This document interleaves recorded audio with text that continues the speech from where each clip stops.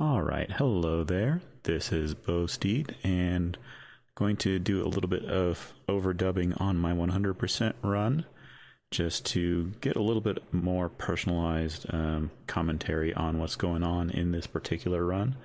Just kind of informative, let people know what to be expecting here. So it does use easy mode, just for the sake of speed. Since it does start off with the maximum buster and the jet skates, so that makes things easier for a number of reasons. For that reason, it also does use a lot of the easy mode strats as far as bosses are concerned. Although it does does not use the mine skip, since obviously this is 100% and we want to have the mines. Otherwise, it wouldn't really be 100%, would it? So, again, everything pretty normal here to start off with. Intro dungeon goes pretty quickly, and generally isn't much variation going on there. Just come back and beat the Hanmaru doll as fast as you possibly can.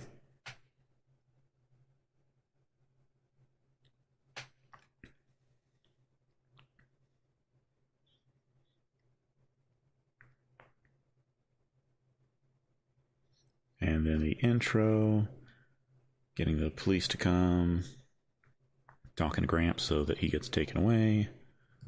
Don't worry, he's just visiting the Lady Mayor at the City Hall. She was a student of his. There is some form of backstory going on.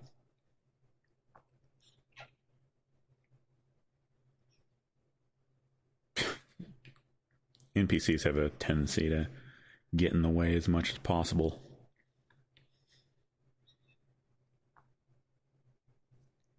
So anyway, we tell her we will go rescue her husband, and this time we actually will. We won't skip it. We have every intention of going and helping him out. Just, you can wait a little bit first. Possibly until we've got a couple of other items that we're looking for.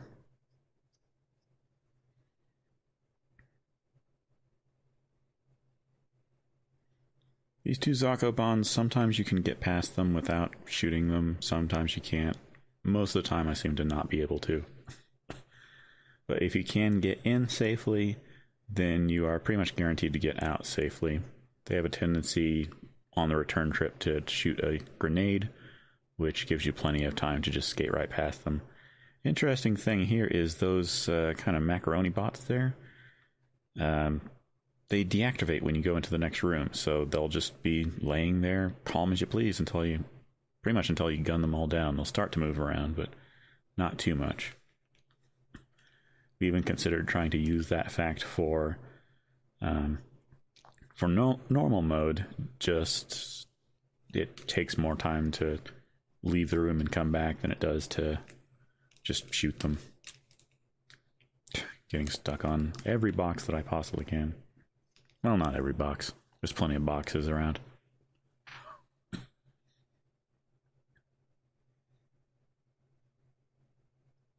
And of course, saying no to that prompt, because we are hippopotamus till the day we die. Hippopotamus % lives on. And this time, Roll doesn't just magically acquire a support truck. This time, the junk shop actually gave it to us. Let us use it, even though it was a rusted out hunk of junk. Roll fixes it. It's fine.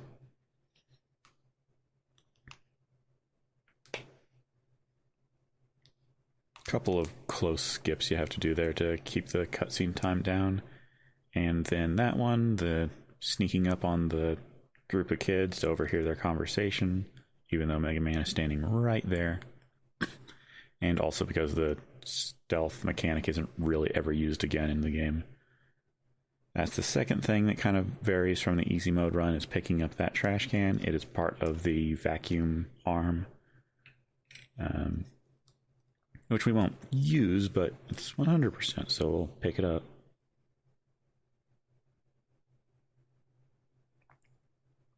And then things kind of return to normal for a while here. Normal as far as the easy mode run is concerned, at least. The bosses will go pretty much the same as the easy mode, and the routing is much the same until we get to the first actual ruin that we'll be exploring, or digging, I suppose we should say.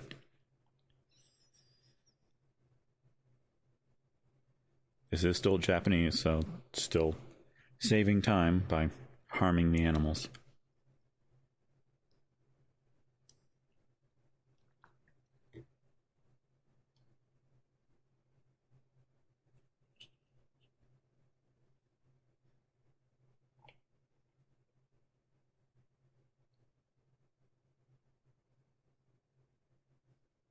I'm not sure why that cutscene didn't want to skip, but it took an extra half second. Probably just to spite me. Now the city is under attack by pirates. So, oh no, we better solve that. Good thing we've got a enormous fire hose of a gun.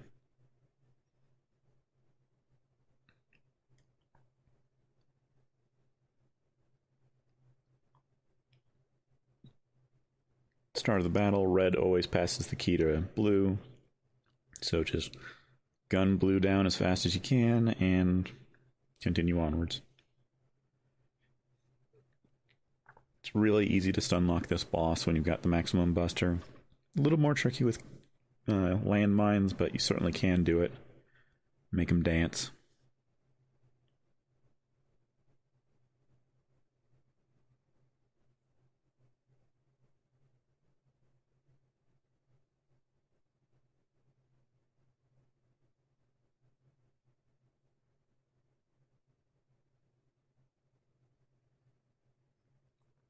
So this was a pretty good pattern. That yellow flyer can decide to either fly towards you or fly away from you. This time he decided to be nice and fly towards me, which means that I actually did the city hall pretty fast. Those zenny drops were garbage, but I routed in a money pickup that kind of negates the need to worry about them. And also making this boss fight trivially easy as well. Considering in normal mode, he can certainly make your life difficult. But in anything easy mode, when you've got the maximum buster, just open the hose.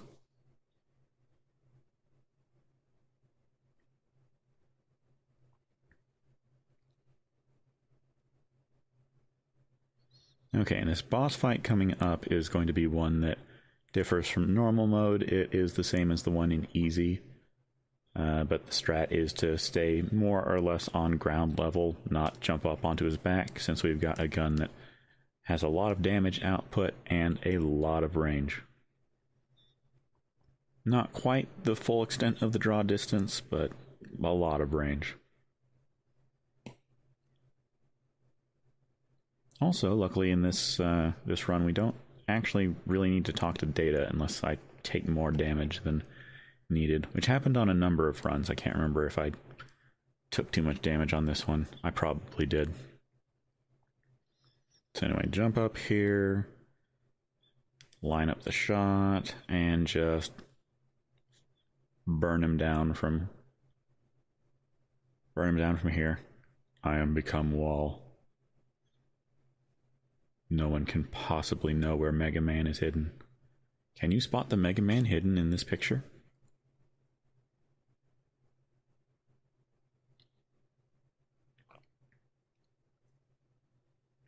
Iruzane.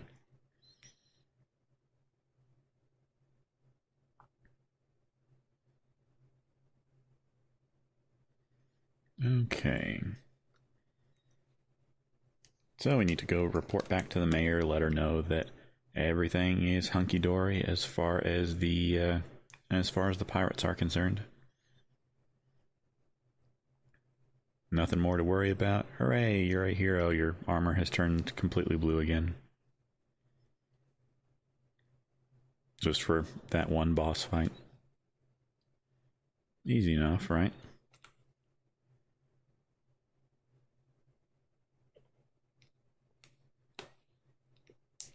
And like I said, this time she has fixed up a sport car that we were given rather than just kind of appearing with one somehow.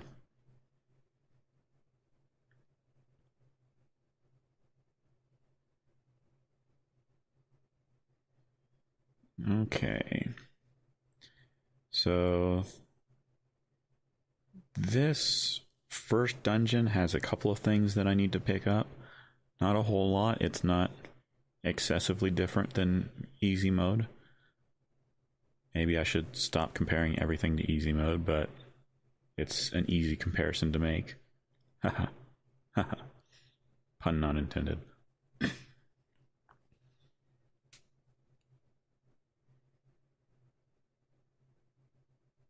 Buttery smooth. Somehow I got that clip just perfect.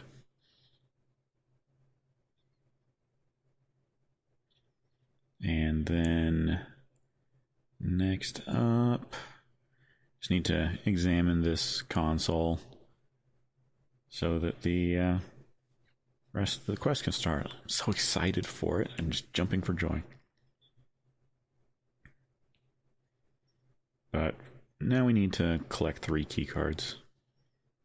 No, keys. Just standard keys. Key cards not until later.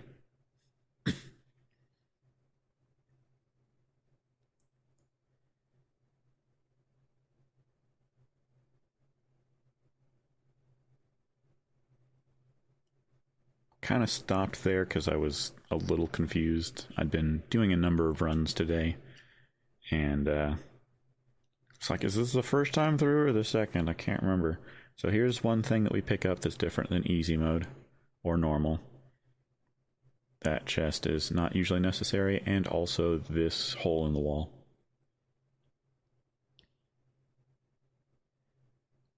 This next hole in the wall isn't necessary. It's only 300 zenny. It's not even enough to be worthwhile in as far as money routing is concerned. It's just kind of a bordering on superstition for me, I suppose. It's just habit. And for fun. It gives me something to do while I'm waiting for the chest to come down. I have taunted that hole in the wall before and ended up like 300 zenny short of the route. That was a very clenched moment. I kind of fell off. I was expecting to jump. I hit the jump button, but better that I grabbed onto the ledge than fell off completely. This hole in the wall is also something that we pick up only for 100%. I believe it's the ancient doll that we give to the museum later on. But that's just me speaking of memory from childhood.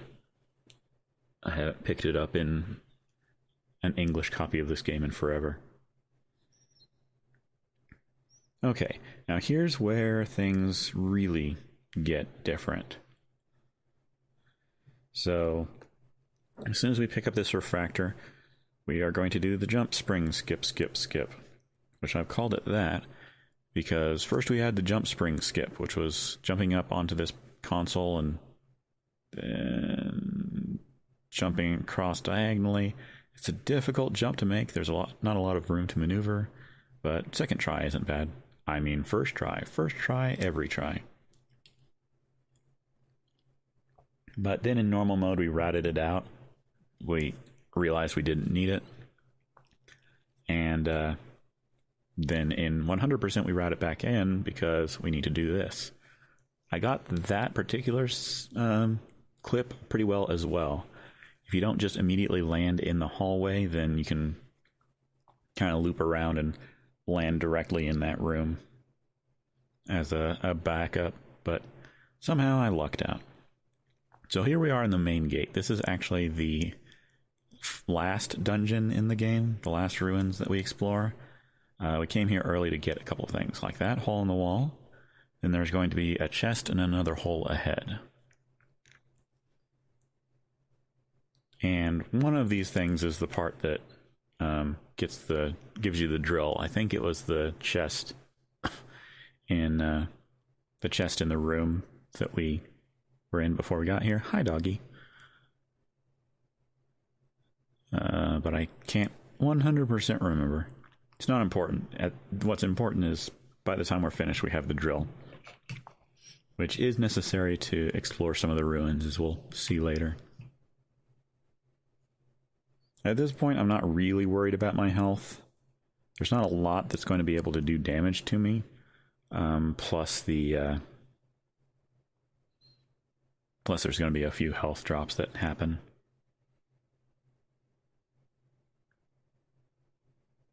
Potentially some things in like the lake ruins, or just various reaver bots could take a chunk out of me. But as long as I have one pip, then I can take an extra hit. So we item dev to finish off the drill. Switch to that, and we will have this equipped for quite a while here. And then we're going to start one of the other side quests. Usually once you have snuck past the 3 kids, you don't see a whole lot of them. And in fact, in the easy mode run with the mine skip, you really don't see a whole lot of them at all, since you skipped the period of time where you would have snuck up on them. But in this run, what we're going to do is finish off their quest, because they are going to they're going to be back here. They found this little house here, decided to take it over for their own. I'm not sure how they think property laws work or anything like that, but they found it, they decided it's theirs, and they're going to fix it up. So they talk to Jim, their leader here, and he makes Mega Man their requisitions officer, meaning the gopher. And they need a couple of different tools throughout the run to finish building out their little house. So what we're going to do here first is run over to this guy in the hard hat over here. He looks like a handy fellow. Hey, do you have a tool we could borrow? Excellent. Tool borrowed. A lot of times that red car is out for blood. But somehow I managed to go fast enough that he wasn't in place. Usually he is right there as you're trying to get to that door, and he will run you the heck over. He doesn't care.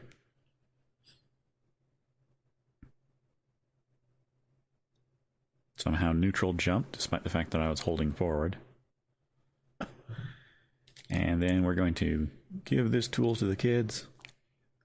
Later, kids. And return back to town. So the first thing that we're going to do once we get back to town is head to the police station. When we talk to them the first time, the detective is going to pretty much thank us for saving the city when we saved the city. And then we talk to him again, and he tells us about a little kid with a yellow face that came in here a little while ago and said something about 3 items that he dropped in downtown and that we had all better run or something. They don't think much of it, but decide to have Mega Man go check it out for giggles, I suppose. And anybody who's moderately familiar with Mega Man Legends can probably figure out that the kid with the yellow face is probably a Servbot. And the thing that he happened to drop in downtown, in just a second here.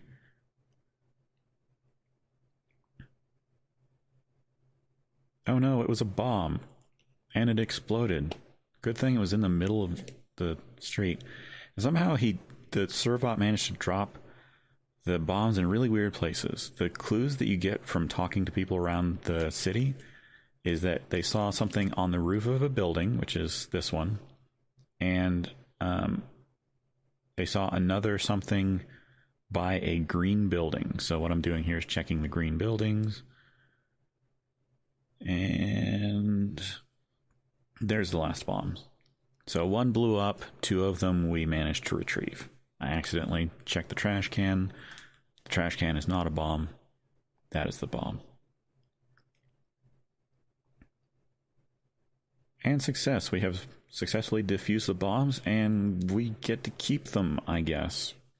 The police officer apparently doesn't care to have them back. Okay. So now comes the really interesting part of the 100% run, which is the mini games.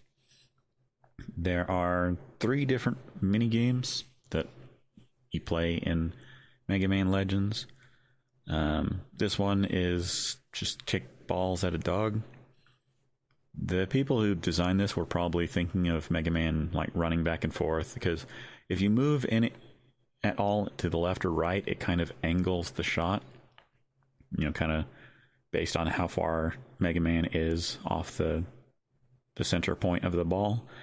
But really, if you just stand in the middle and kick it right as the dog walks past you, it's really not that hard to meet your quota.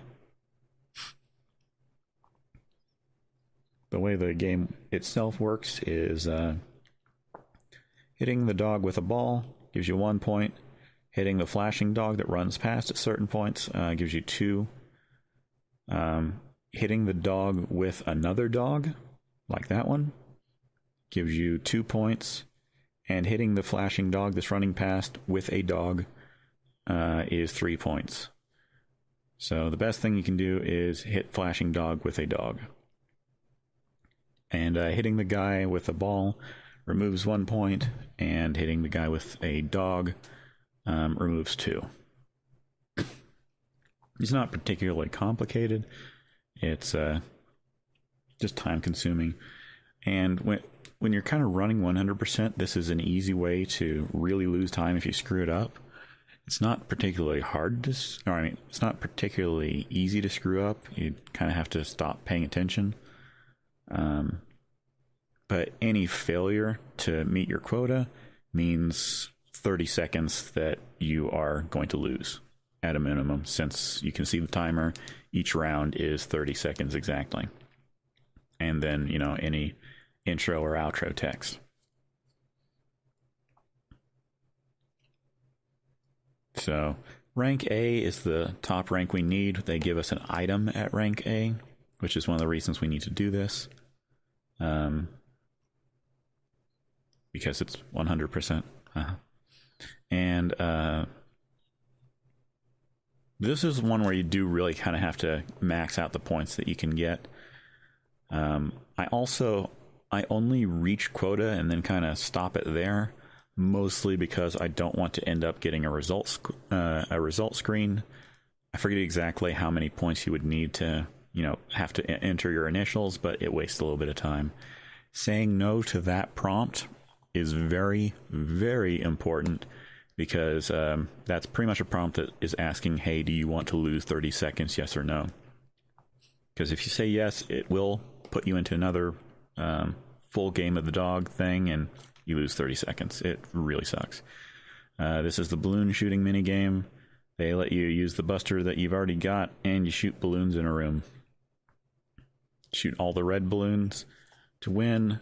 Shooting any of the blue balloons adds a second onto the timer, which is more important when you don't have the fire hose here.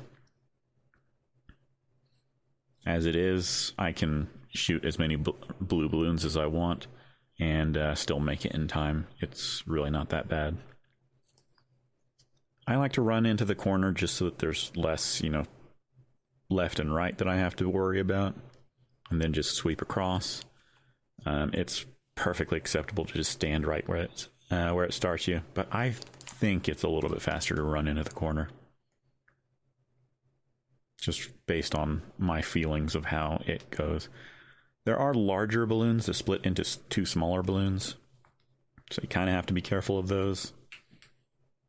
But other than that, it's really what you see is what you get. It's dead simple. It's not going to be brain breaking at all.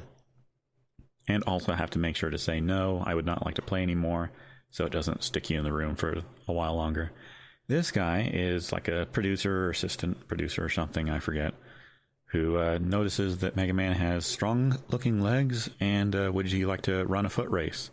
By which he means use your jet skates to go as fast as possible, because I don't know of anyone that could run fast enough to do this. Kind of slalom sort of thing, just go through the lit up cones. Hitting any of the yellow cones will stop the timer for a full second.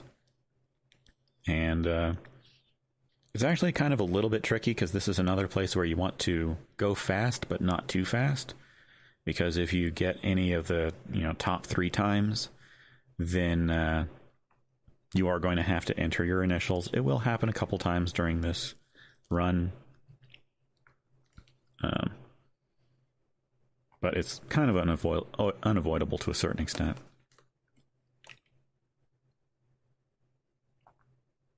And in this too, we are going to get up to A rank, get the item that it gives you from A rank, and then move on.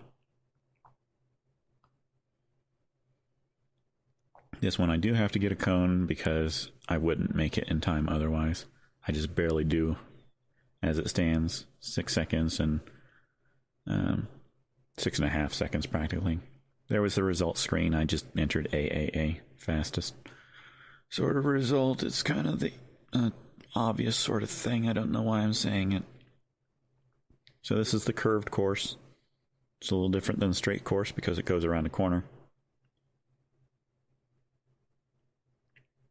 Interesting thing about it is that since you do get extra speed by going diagonally, and since it is fairly straight once it gets past that first turn, then you can pretty much get it without any of the cones.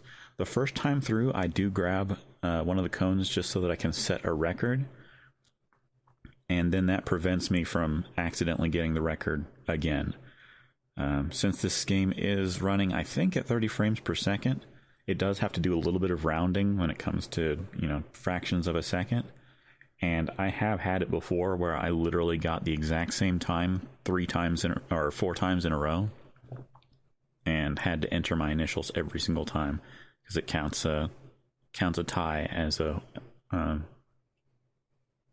new entry on the leaderboard. So anyway, that's A rank, got that item. Now we're doing the complex course. Now this one is an absolute nuisance. It has 2 large turns and really complicated little bits of cones. Like this one, the tiny little 2 there, and then these 2, which, as you can see, I have a little bit of trouble with. It's a lot harder than it actually looks. And that's why I'm actually getting cones while I'm doing this. Even if I manage to set a record and have to enter initials, it's still, for the sake of safety, it's better to do that than fail the course and lose, 15, 20 seconds just because you have to do it over again. So see there, I managed to make it onto the leaderboard, even though it was only rank C. And then I've got to do this 2 more times, with the quota getting a little bit shorter each time. Now it's 18 seconds.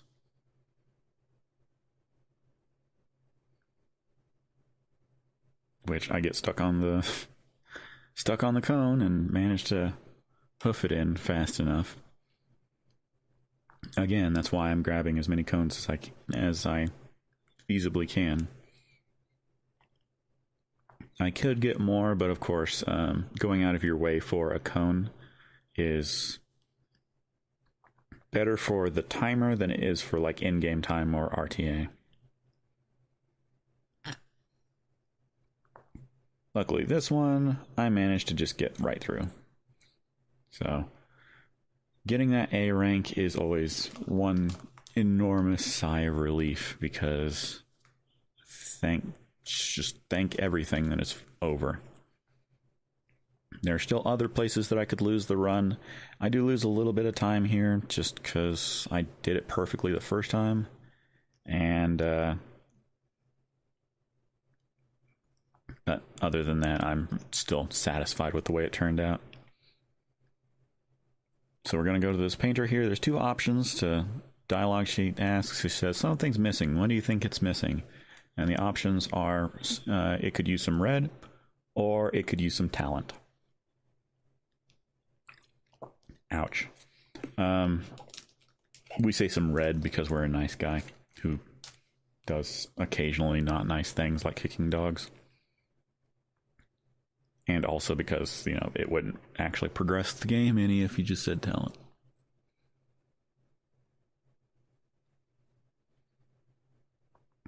And once you know, tell her that it could use some red, she's all, yeah, I suppose that's right, but nothing wrong with cold look either. So I enter and exit here. This is a time save that I came up with. The kids that are building their hideout, their timer for how soon they get it finished is based on how many times you transition between one area or another. I forgot I already had the jump springs equipped. If you go straight to them, then they won't have completed it yet. By exiting and entering the area once again, it advances them far enough that they complete their work. The previous route, we just went to get the lipstick first, and that gave you enough scene transitions, but it's faster to do it this way and get the lipstick later. The lipstick, by the way, is for the red for the painting. Just FYI.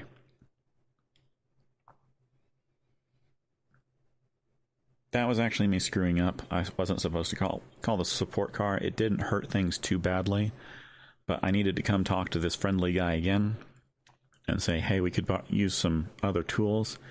And he says, well, shoot, I have the tool that you need, but I threw it away because it was kind of junky.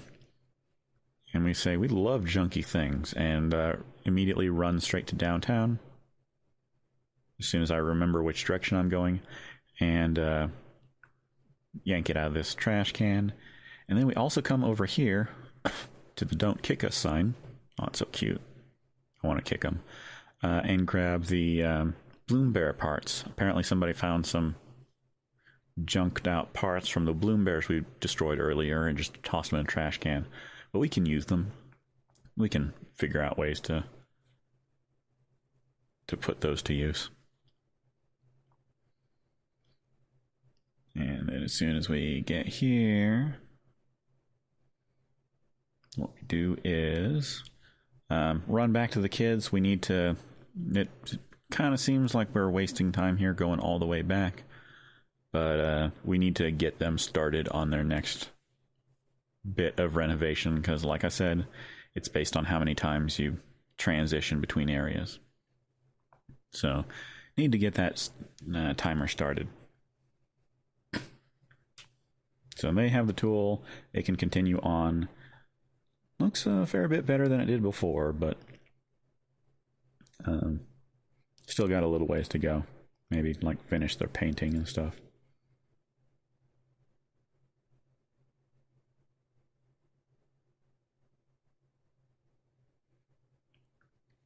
And now this time is the time that I need to call the support car.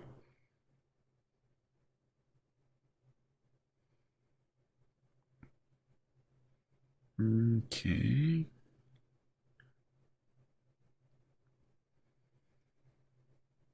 And what we're going to do is transport to Uptown and then start the part that's everybody's favorite, the auto scroller. That is an auto scroller. So there's not really any real way to make that go any faster or be any more enjoyable, really. I guess every game has to have one. where would we be if games didn't have auto-scrollers, I guess.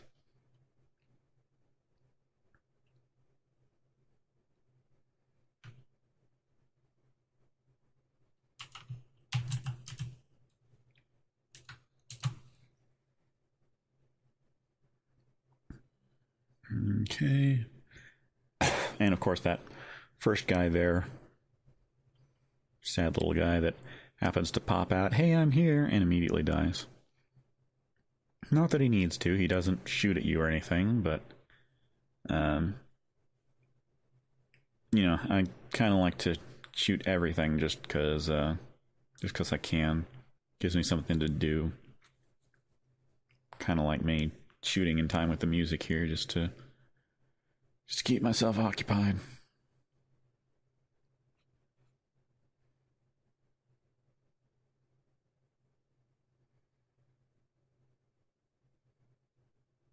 And here's where I could kind of show off, because at first I thought, you know, there was no way I was going to memorize where every single one of these things were located, but eventually you play this enough times and you know exactly what every pattern looks like.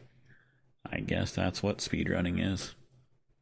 Just repetition until you have everything memorized.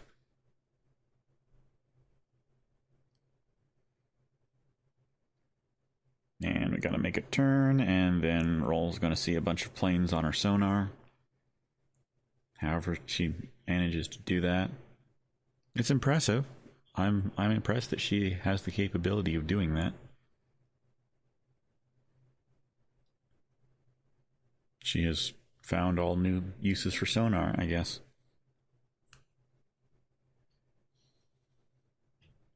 Not that these planes do a whole lot of damage or anything. They actually do more damage if they end up landing on you.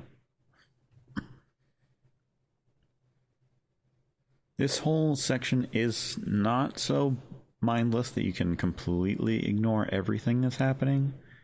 It's not like you can just pretend that nothing exists and let them do damage. They will sink you.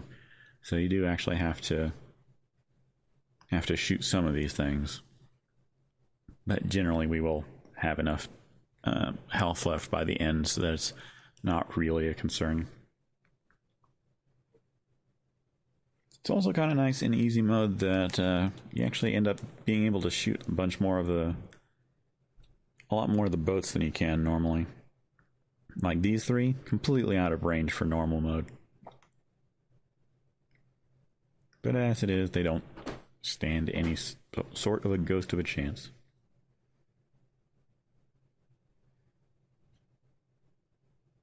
Poor things.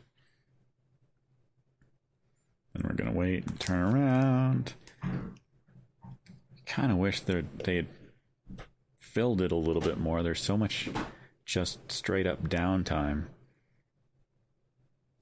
And you wonder why they couldn't have just, I don't know, put one in between these two groups. Or something. Maybe they didn't want people to feel overwhelmed. Okay, next one's up ahead, and then a few boats behind me. In the original recording, I was completely showing off by pointing out exactly which ships were going to appear where and what color they were going to be. Yellow ones always shoot missiles, red ones always shoot torpedoes. The red ones are a little bit more of a concern because the torpedoes do more damage than the missiles. But still, better to just get all of them taken care of. Here's me looking at where I know the next ship is going to be available for damage. And there he is. And there he goes.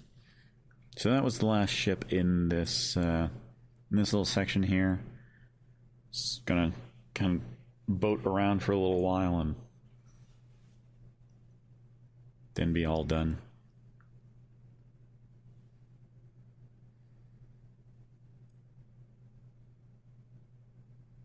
Good job, Mega Man, you did it. Wait, oh no, there's something huge coming.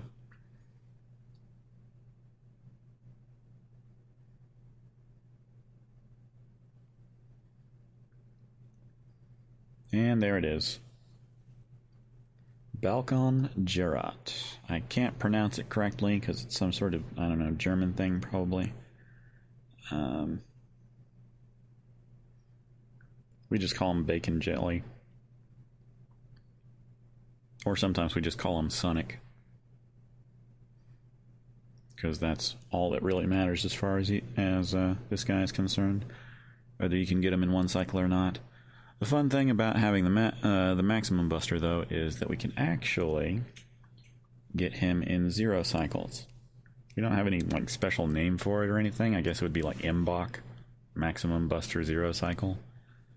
But nobody really cares.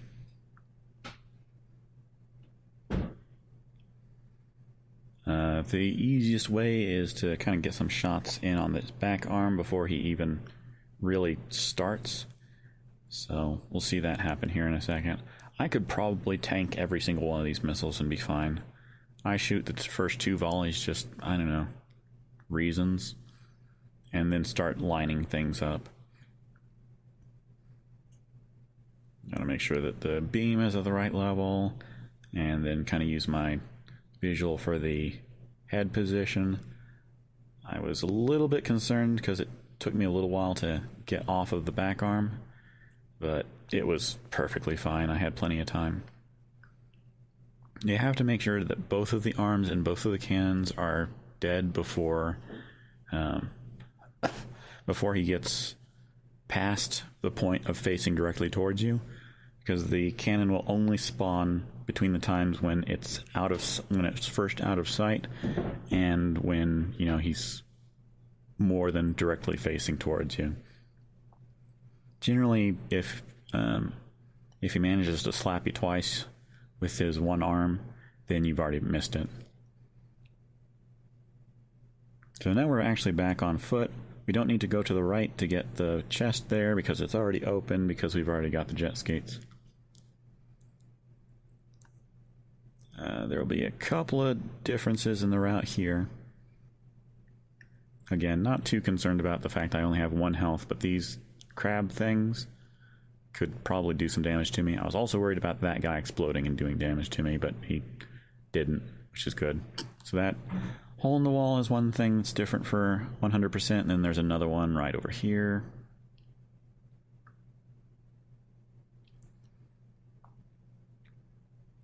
I forget what either of those are. It's not particularly important. Just knowing that you got them is enough. And then coming up, the coolest trick for the coolest kids. Postgate, yeah. Kind of storing the skate so you can run a little distance and then start skating immediately as you hit the ground. It doesn't save a whole lot of time. I'm just proud of it because people attached my name to it for whatever reason.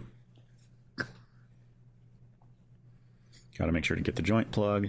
Obviously we don't need it. Our buster's already maxed out, so having 3 slots doesn't change anything. But still good to have.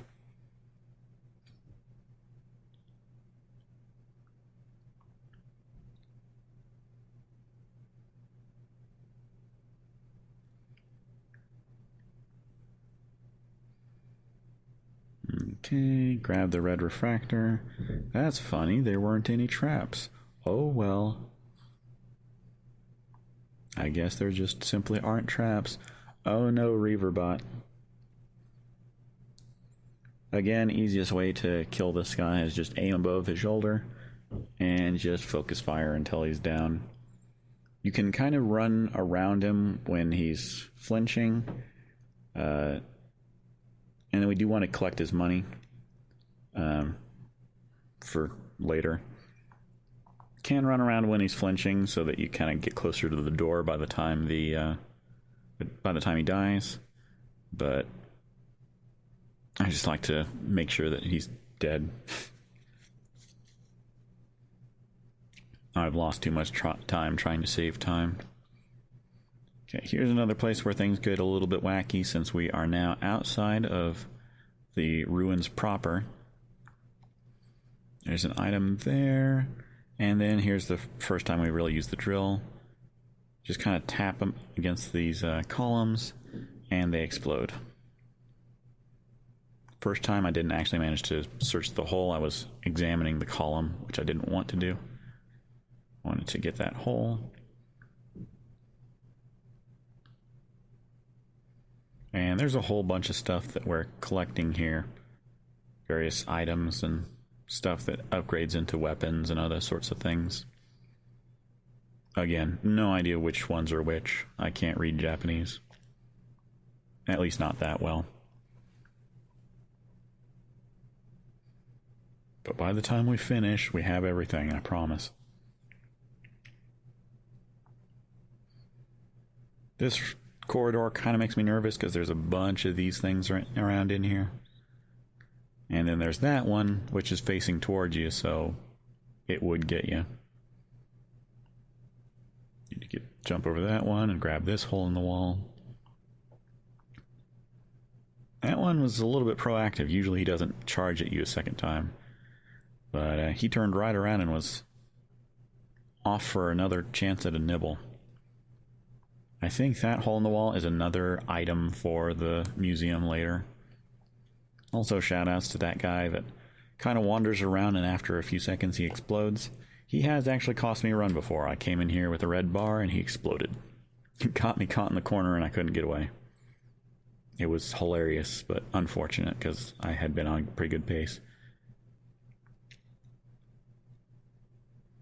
That we just picked up was a buster part. It used to be part of the run until we decided that we were too good for it, and that was part of the jump spring skip thing.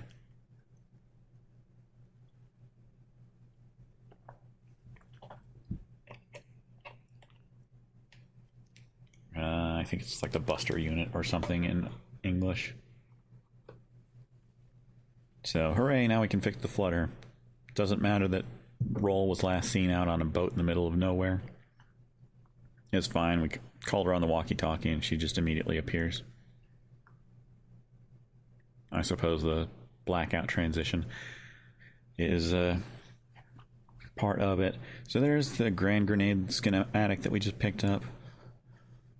In easy mode, it's like the only sub-weapon that we even need to use at all. We still need to use it in this one. But before that, we still need to use the drill to get through a number of these walls. Now here's where I have to tell myself not to panic, because ordinarily in easy mode, you would take that opportunity to make the Grand Grenade, since you can't get through this next ruin all the way without it. But we're going to do some fancy shenanigans that will mean that we actually don't need to pick it up just yet. Well, we'll still get there, but we don't need to item dev it immediately, which is different and kind of breaks my brain a little bit every time I do it.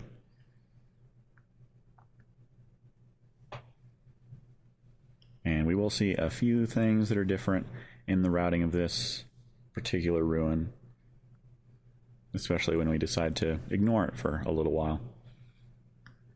You'll see. But anyway, examine that console. Roll tells you you need to get 3 key cards. Yay. ID card. And then this guy. Joint. That one enemy is not there in N64. And if you like save and reload the game pretty close to here, he's not there either. So there's something about the way that the enemies are placed that having one run that goes for a long time just places him there, and he will hit you the instant you come through that door. I don't know how I climb a ledge with just a gun and a drill, but Mega Man finds a way. Okay, that hole in the wall is something we don't normally get either. I'm kind of nervous here because I don't want to get hit by fireballs from the guy above me or the guy in front of me. This also used to be part of the run before. Grabbing that. But again, we had to go and find out that it was faster to ignore it, so that's why normal mode has such a hard Gesellschaft fight. Okay, and it's just after this room that things start to go a little bit off the rails. Once I've got the ID card and turned on the generator so that the elevators will work, what we do is turn around, go through this door, and then say, to heck with this dungeon, I've had it just about up to here with all of this. I'm going to explore the ruins a little bit later.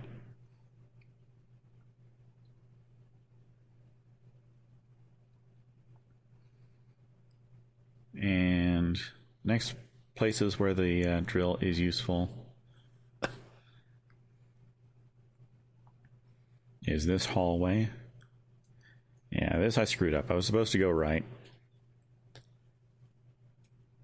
And that pause in the drilling was kind of me realizing it and saying, oh shoot. Because first, I should come over here and get this chest. And then there's 2 more passageways and then a door. So normally we'd come over here, drill this wall, which explodes. Then get this chest and that hole in the wall.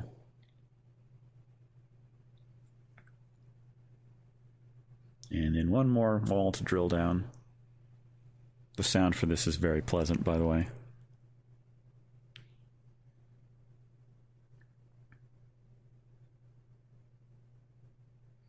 That could probably go a little bit faster if I skated a little bit more optimally.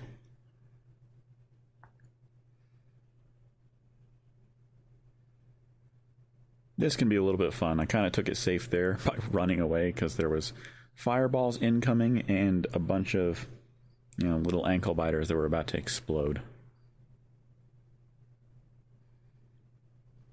So I decided, abandon platform. I can come back to it in a second.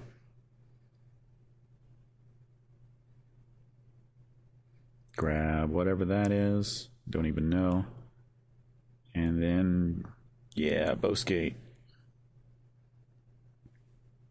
I just get so excited for it.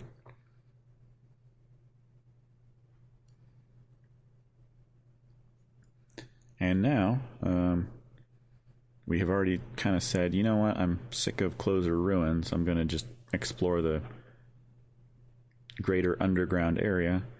And now we say, you know what, I want some fresh air. I'm going to leave entirely.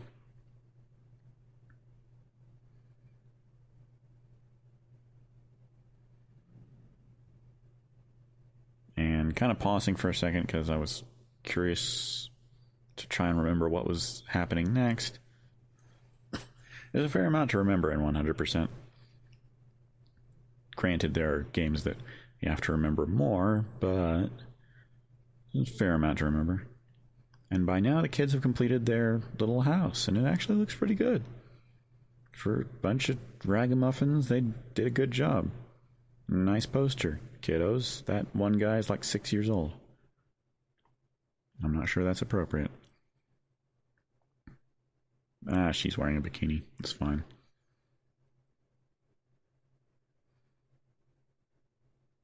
Okay, and then next, I'm actually kind of trying to remember it for myself. I think we go to the police station, yeah. Police station to kind of report back about the bombs that we successfully defused like an hour ago. He pretty much just says, good job. He doesn't give you a reward because I suppose you're getting to keep the explosives, so that's your reward. Here, little kid, just keep the explosives. Then we leave and walk back in so that we can trigger this next quest. Some guy that has lost his money. He had a duffel bag full of money and he's lost it. And here he is. He's crying. We're not going to pay any attention to that right now. Instead, we're going to call roll, get into the support car, and do a bunch of item development. So this is pretty much the biggest one during the whole game, since we've got the biggest stockpile of items that we need to create weapons or buster parts out of. And some of them would actually be pretty good in a normal run. But that's all of them, so we're going to switch to the Grand Grenade, because we can't exactly explode a ceiling from the ground with a drill. Can't quite pierce the heavens. I'm not sure if you saw it, but there's a girl who is over on the roof next to the city hall. She's kind of standing on the railing of the balcony. She just, if you talk to her, she just kind of says that she likes climbing things. So she's going to climb things. And the first time you see her, she's on ground level. Tells you she likes to climb things. Next time you see her, she's up on the balcony. And after that, she's on the roof, because she likes to climb things. I'm not sure what her deal is, but it's kind of a quirky little side thing that's going on. These stories that happen all on their own, whether you're there to experience them or not. Grab a flower and a beetle. Both of them are gifts, but to very different people.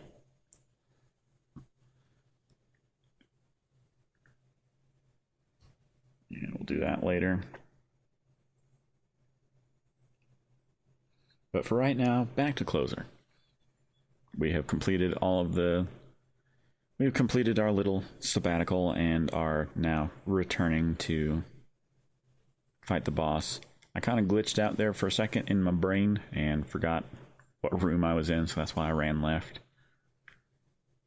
Luckily I didn't get hit or anything. I just kind of couldn't remember what was coming up next.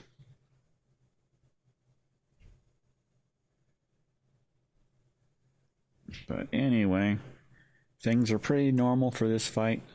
The fastest way, even though you've got the maximum buster, the Grand Grenade still does more damage per second than the maximum buster does. So it is still faster if you jump down, skate up to this door, look up, make it so that the bots can't tell you're there, and then just grenade the heck out of them. Now we're going to grab some bash cash, because they drop a lot of blue refractors, and I have had a few runs die because I was, 1,000 or so zennies short.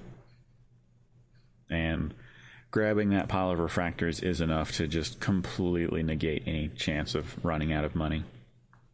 In fact, I bought a couple things in this run that I didn't have to, because I menued incorrectly, and it ended up not mattering. I still had like 10,000 zenny left over. But it's better than losing a run because you were 1,500 zenny short, which happened like an hour before this happened. Before this run, I mean. Shout out to Easy's friend.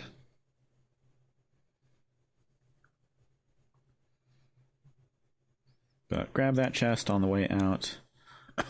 This is kind of another mild change in the route that I've kind of been doing, which I'm pretty sure is faster.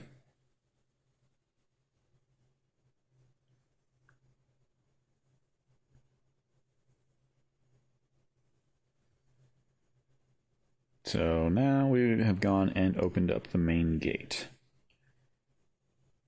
Main gate being the final destination for foxes only, and where all sorts of other shenanigans take place.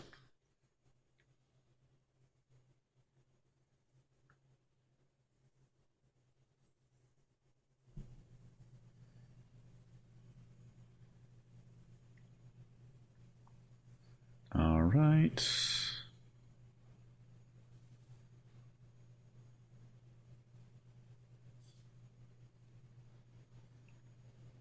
And next up, we've got the fight with the Gesellschaft and the Focke-Wulf. Not much to say there. It's the same as easy mode. Since you've got the maximum buster, it makes the entire thing a joke, which I like because it was a really hard fight that I lost a lot of runs to in normal mode.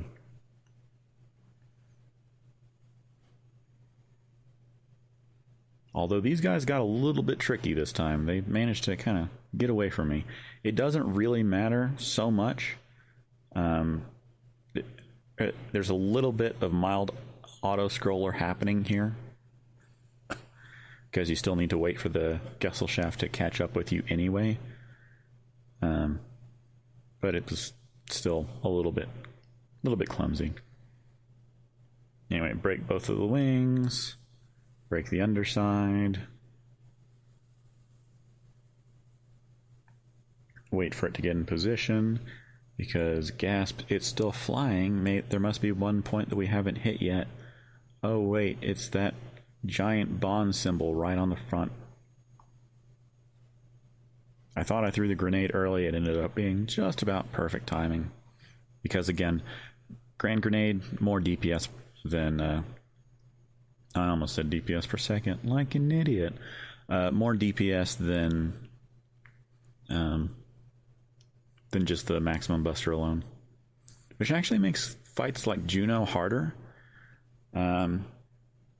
So that's a little curiosity of the easy and 100% mode. 100% mode, the easy mode and 100% routes. The Juno's just a little bit harder. Can't quite burn them down as fast.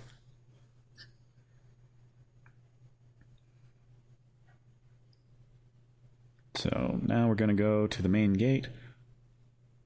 Slight alteration here in that in this version we're going to save the animals. That's right, you heard me. This cat has to come with us.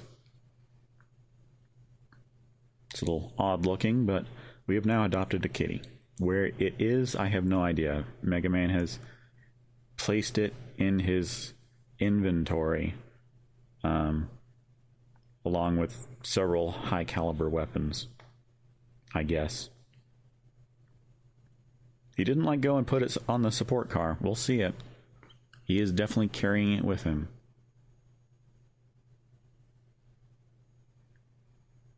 This always kind of throws me off a little bit, because that used to be part of the route, and then it's not, and then it's back in again, because this is 100%.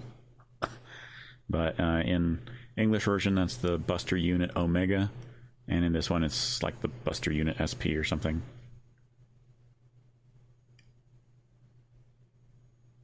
Special.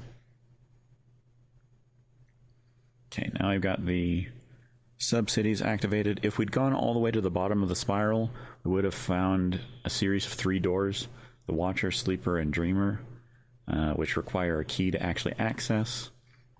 But we don't actually have to look at them to know that that's what we need to do. We're kind of magical that way. Magic. Eagle-eyed observers might have noticed that we were just here at this warehouse before.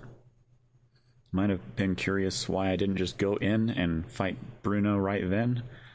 It's because Bruno didn't exist at that point in time. I'm not sure why it's kind of coded that way, but if you go into that room before, Bruno is available, then you get stuck in there.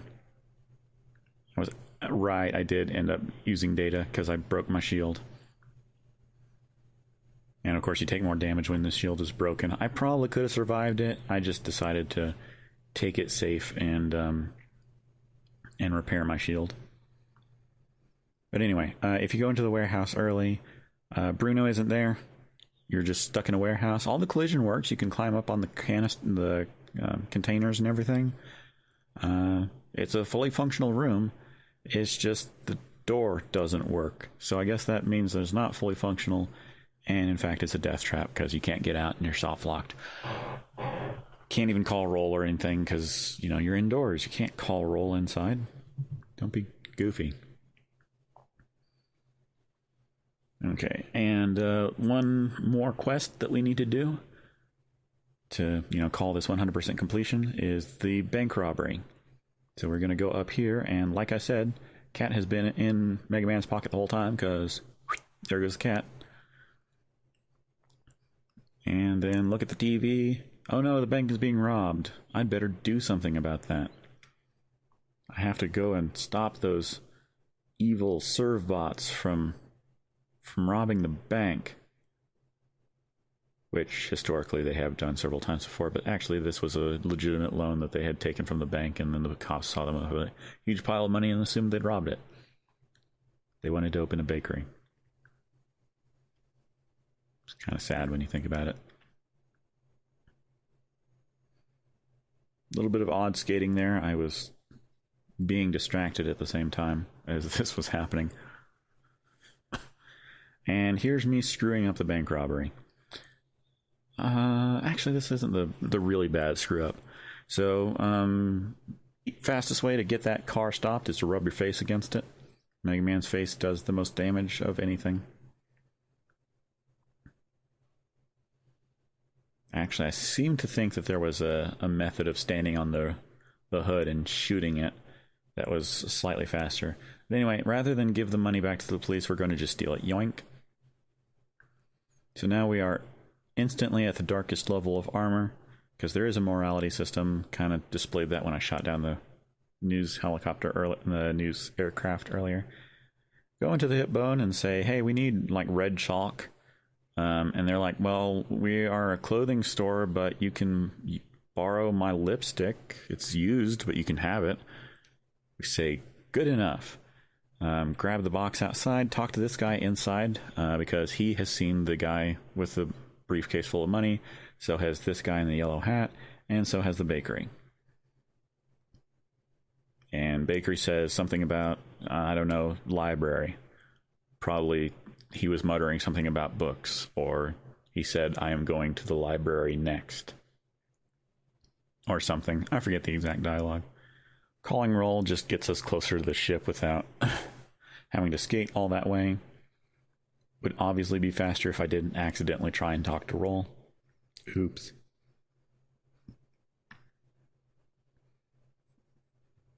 But then we are going to go over here and go to an area that would have been full of tanks earlier, but we skipped that entire quest happening. Well, not quest exactly, it's just, you know, an area that happens. 3 birds in a row. Not sure what the significance is. We're going to go up here and hooray, a beetle. I don't know what it is with Japanese games and beetles. I've never had that much fascination with them myself. I mean, they're cool, I guess. Whatever. Oh, and also we come here and talk to this pregnant lady who is pregnant and going into labor, so we help her get to the hospital, skip a cutscene, and then talk to this charming young lady who is unable to walk because she's sick. She has that anime sickness that makes you unable to walk. So we ask that nurse, hey, what's wheelchair girl's room number? And I slide right past this nurse. But it's 305. We come in here, talk to this nurse, and she's like, well, we would love to, you know, cure the wheelchair girl's vague general wheelchair sickness, but we don't have proper equipment to do so. So we will note that mentally for later. But first we've got to come mess around with this guy. I'm not sure what his deal is. Sometimes it seems like I can get more hits on him than normal.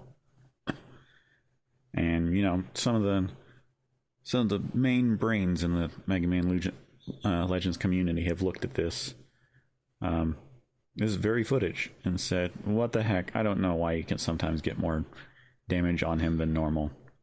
Usually that first time he opens up his back door, you only get 1 hit and then he immediately closes it again.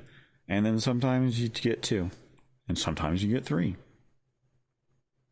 We had gone several years thinking that 1 was the maximum, and then suddenly, yeah, whatever, 2, I guess, sure. Or 3. It's just weird. This whole boss is just an exercise in annoyance. Because he just skitters around and wastes time. He's practically an auto-scroller.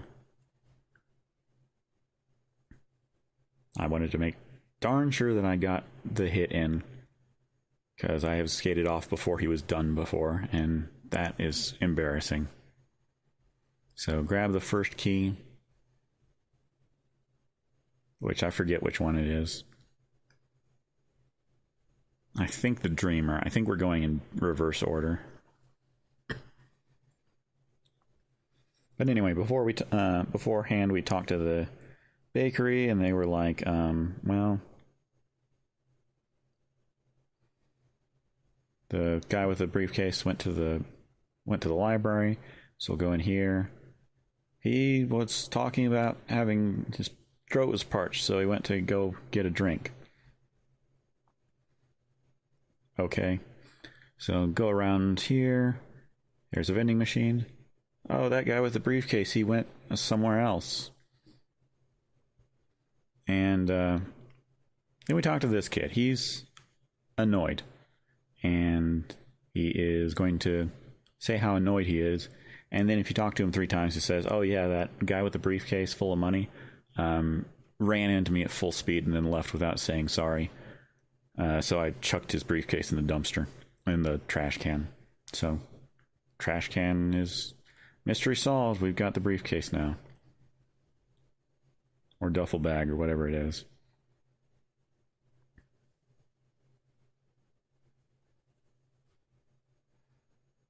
There's me panicking because I noticed out of the corner of my eye that this guy was coming for me.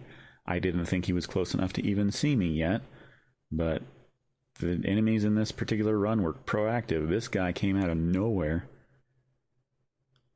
And was like, "Rawr, I'm going to definitely come get you." No, he's not dead yet, me.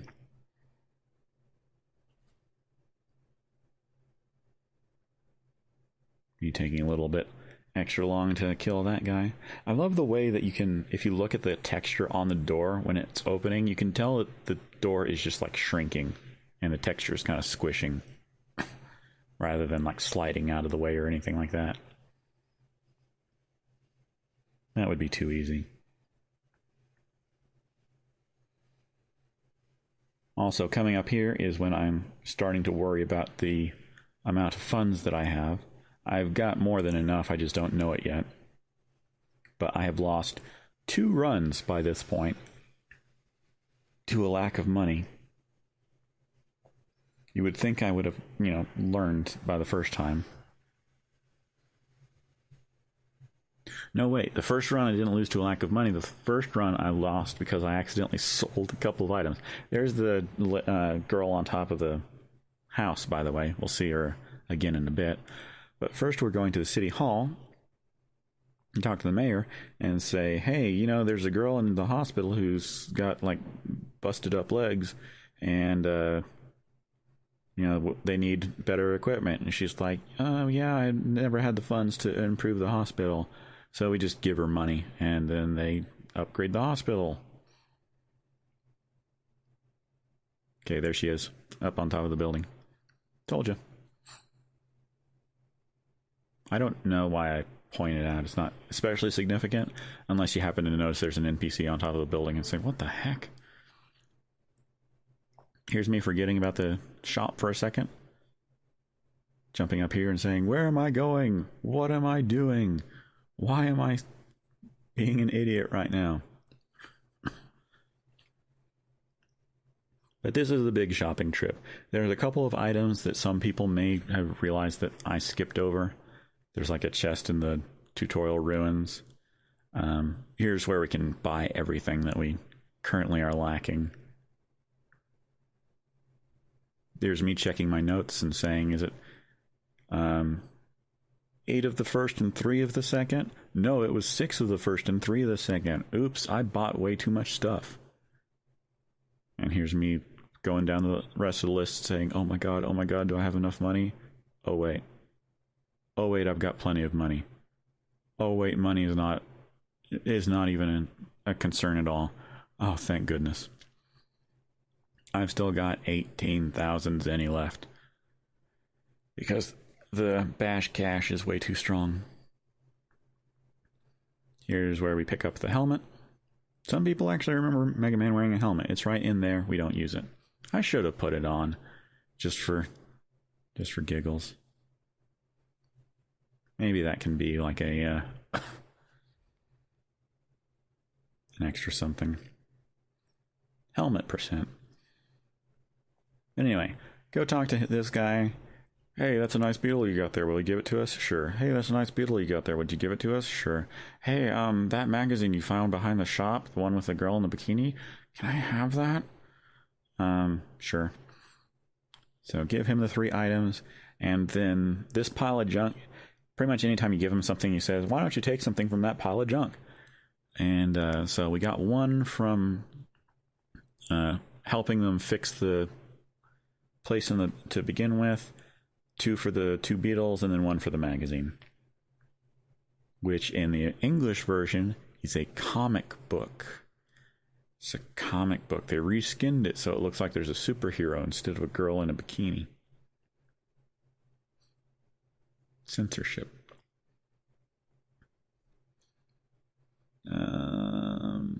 Me remembering what I had to do.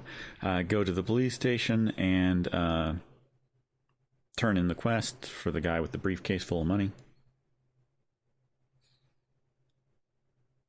Here you go, officer. We found it. This guy's very grateful. He never goes and apologizes to the kid for bowling him over like a jerk. So justice is served, I guess. And then we're fairly close to being done with the extra stuff. You can see my inventory is fairly full at this point. Missing the helmet and a couple other things. But first nothing. First go to Uptown. Because we got to check in on the wheelchair girl and a couple other things. So first we come down here. Hey, we found some lipstick. Would you like to add that to your painting? I guess. Oh yes, I can skip that scene, I suddenly remember to myself. And then here's the final of 3 pieces for the vacuum buster that I... is it called the vacuum buster? I think it's just kind of like the vacuum arm or something. But, you know, got one of them very close to the beginning of the game, and one like right at the end. In my normal mode, or in my normal casual playthrough, vacuum arm was pretty much the one that I used for the entire game, because it lets you pick up money from anywhere. It's great, you don't have to chase it all down, you just vacuum. Hooray, she's walking. It's a Christmas miracle. Please leave the room. I'm probably looking at my notes and figuring out what to do next. Don't mind me, I've just got improvements I can make on this run. There's a lot to remember. But anyway, to the museum.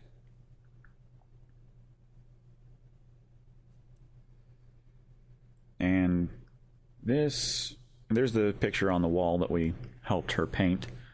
And then she's like, oh, I'm the curator of the museum. If you find any stuff on your digs, why don't you bring them to me? And maybe if they're good enough, I can put them on display here. And there are 8 items that I currently have that I need to give to her. 8. So this takes a little second. And she has some interesting things that she says about this. People who have played the English version know of her great voice clip where she's, thank you so much. I bet there are a lot of people who will come to see this. Including after you give her an old bone, which she looks at this old bone for a second and then says, it just looks like an old bone. I guess we could call it an ancient digging tool. And then she puts it on display as an ancient digging tool. So she's a scam artist. Anyway, we've given her all the items. Leave. Come back.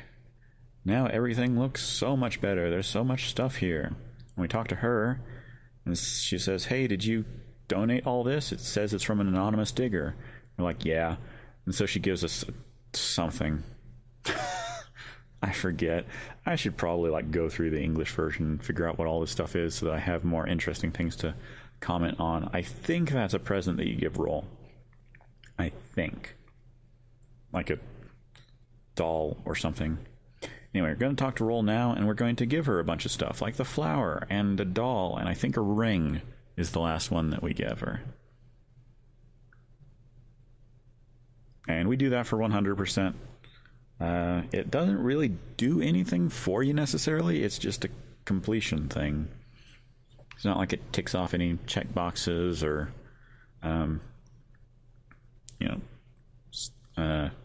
causes anything extra to unlock.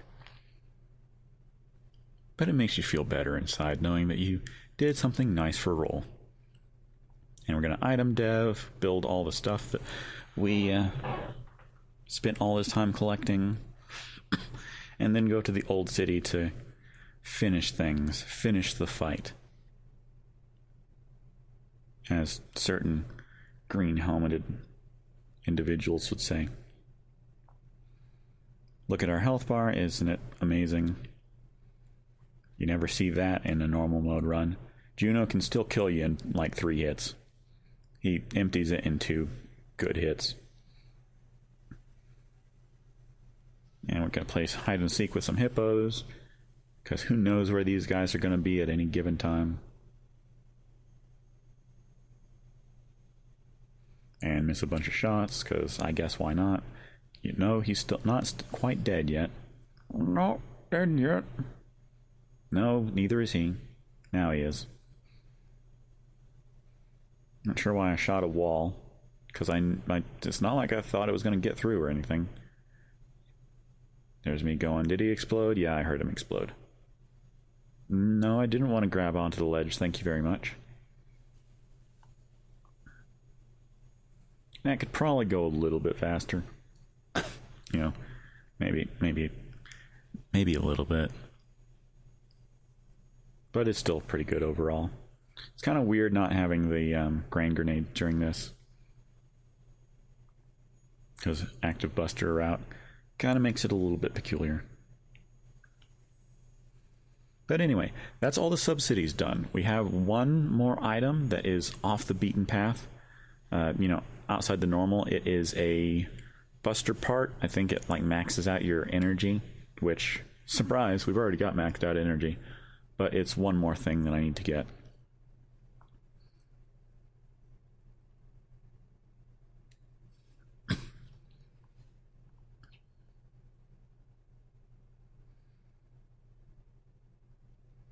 But anyway, gonna slide my way on down here. Gotta jump over the last 2 because you can't just skate through them. We've tried. We've tried really, really hard. A task has tried. We can't skate directly through them. But anyway, we're gonna open the Watcher, the Sleeper, and the Dreamer. Because, anything really good is probably closed behind 3 doors, right? Oh no, we've unleashed a world-ending catastrophe. Shoot. Oh well, I guess we'd better stop it. That hippo was out for blood. Okay, there's the last buster part. So that's all the items. We now have all the items that we need. The only thing left to do is kill Juno and wrap this baby up. There's the refractor that for whatever reason Mega Man completely ignores, I guess because he was a little too concerned about the whole, oh god, the world is going to end thing. He's so sentimental. Data, please. Data, please. Data, why are you so wide? Again, this fight is a little bit slower, just like minimally slower, and just a bit more annoying without Grain Grenade. I tanked that hit because I knew I could. That one I just was too far away. I have no excuse. And here's where Juno decided that he wanted to be a jerk. So he does that move, which is the biggest time waster he can do, and then he did it again. So this Juno fight could have gone better. It's just RNG at the end of an hour and a half run on whether Juno wants to be the biggest jerk or an even bigger jerk. Luckily, Juno 2 wasn't too bad. He did jump and dive a little bit more than I'd normally like. You know, I'd prefer if he did that, you know, summoning the sun thing, that thing, a little bit more. Yeah, this Juno 2 actually was a lot worse than I thought it was. But then luckily he did this, which I made myself a little bit nervous by switching directions there. You're supposed to just move in one direction, but he's dead. So it's all good. It can be a better fight if Juno decides it is, but it takes an hour and a half for you to even figure out if he's going to play nicely. So that's me checking all the items, making sure I've got everything. I've got 31 buster parts, I've got all the special item slots, and I've got all the special weapon slots. We're good. Done. 1 hour and 26 minutes and 3 seconds in real time. Later on, we're going to figure out it is an hour, 13 seconds. No, an hour, 13 minutes, and 18 seconds in game time, which is what we normally go by. Just because it's a little bit more accurate, and you know, the kind of takes into account the loading times and all of that. But anyway, that is the 100% run. There's not a whole lot more that I can say about it at this point. Everything's done. There's like, I don't know, 10 minutes worth of cutscenes left and credits and all that. So I'm not going to try and fill 10 minutes with random nonsense that nobody really cares about anyway. So I'll go ahead and cut this off. Thank you so much for anybody who's taken the time to watch this. Hopefully it's been instructive or helpful. Feel free to send me any questions you have or anything like that. And hope you all have a good one.